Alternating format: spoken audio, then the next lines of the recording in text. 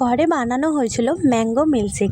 তো ছেলে ওইদিকে আমগুলো ভালো করে কেটে নিচ্ছে, আর আমি এখানে দুধটা গরম করে নিয়েছিলাম, দিয়ে এখন ভালো করে ঠান্ডা করে নিয়েছি। এখন এই মিক্সির এই বাটির মধ্যে দুধটা ঢেলে দিলাম। এবার দিয়ে দিচ্ছি কিছুটা মিছরি আর নকুলদানা। ঘরে ঠাকুরকে পুজোতে দেওয়া হয়, আর প্রসাদ হিসেবে নকুলদানা আর মিছরিটা এত হয়ে যায় যে কৌটোতে করে রেখে দিই।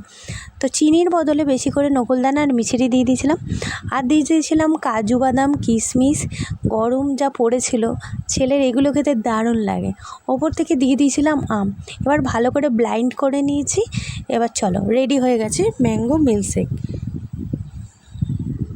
ওপর থেকে দিয়ে দিলাম একটু কিশমিশ, আর দিয়ে দিলাম একটু কাজু বাদাম, আর কিছুটা আম কুচিয়ে রেখে দিয়েছিল সেটাও দিয়ে দিলাম। তো রেডি হয়ে গেল আমার ম্যাঙ্গো মিল্কশেক।